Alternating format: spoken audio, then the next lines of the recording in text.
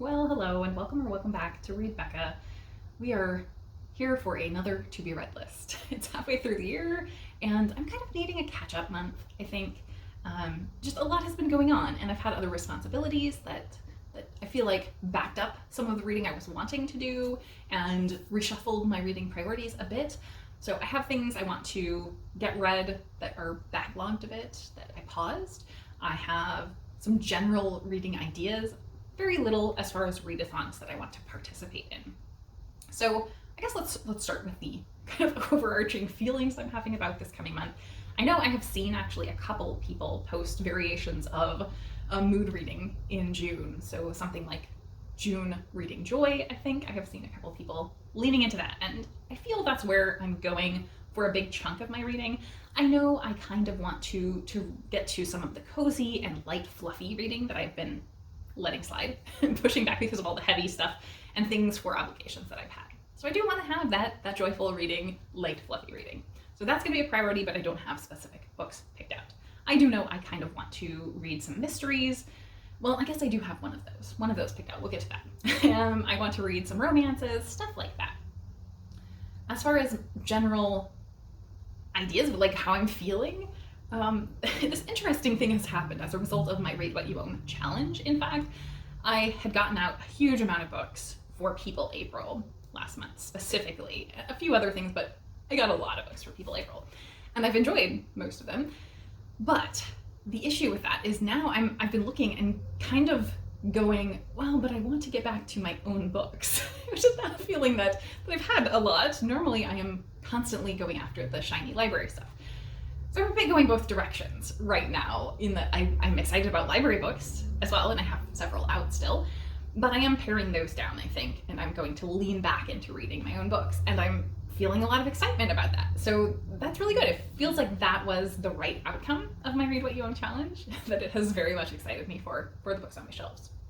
So I'm looking forward to grabbing some of those books, and I do want to get to some ebooks, definitely. So that will probably be where I turn for this kind of lighter, fluffier romance and stuff.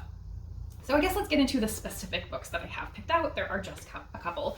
So first off, we have June on the Range, which is a readathon that has become wildly popular, hosted by Michael K. Vaughan, and it's for reading Westerns. So I'm not a huge Western reader, though I don't have anything against it. I'm just not usually drawn to those books very often, but I have a couple of good ideas. So the first one is Half an Inch of Water by Percival Everett. Percival Everett is, of course, a massive name now, but this predates his kind of widespread fame across BookTube, I would say. I think Trees a couple of years ago was the first exposure of this author to a massive BookTube, even though he has been writing and very steadily putting out work for a long time. So this is a collection of short stories, and it is not very long, so I think I can make it through very easily, all set in the American West. So I think this will be perfect, and it will be my first time reading Percival Everett, personally. Then I am also going to go to a weird Western. And weird Western is a kind of fantasy genre that mixes Western, fantasy, and paranormal horror, typically. So I'm going to try and read Bulletproof Witch by F.J. Blair.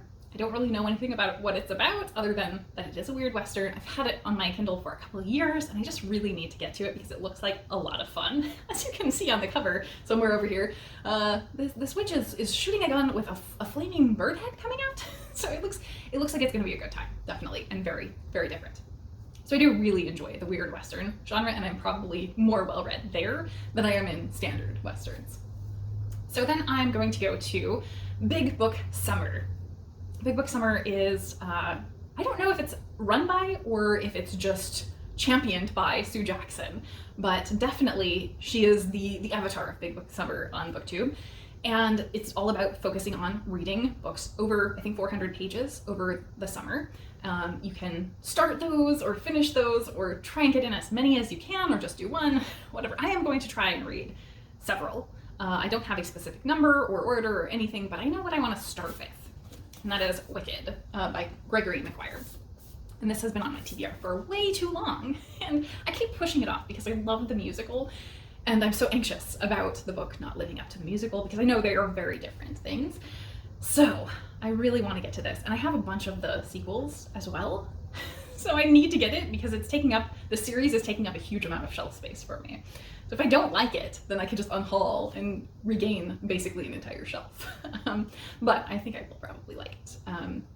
So this one, I do also have a hold for the audio, so I'm hoping that comes in, but this is definitely over 400 pages, so it will be a great start to my big book summer. It is also on my TBR for the year currently. I think it was on my TBR last year as well. So we'll be knocking out multiple things with this one. And that one is a fantasy retelling of Wizard of Oz. So that's it for readathons, I think, as far as I'm officially lining up. But I also, in terms of my kind of fluffy reading, I know one book that I have lined up there is going to be the next book in the Her Royal Majesty Investigates series. It's the third in a cozy mystery-ish, it's kind of cozy, but not quite, mystery series where the Queen of England investigates crimes. And it's going to be interesting to see how this one goes. I think this was written before the Queen passed away and is coming out after. It just recently has come out in the US. I think it's been out for 6 months or so in the UK, and there's already another one that's coming out in the UK as well, so I need to get caught up now in the series. But I've really enjoyed the first two in this series, so I'm just very much looking forward to getting to this third entry, and I have been pushing back the audio for weeks and weeks because of all the other responsibilities I've had, so I'm stoked to finally get to it. So I think that's it for official books that I have lined up. Only two physically, but I think it's going to be a very great reading month, and I am really going to try to just follow my joy in June. So that is it for me today. Thank you so very much for watching.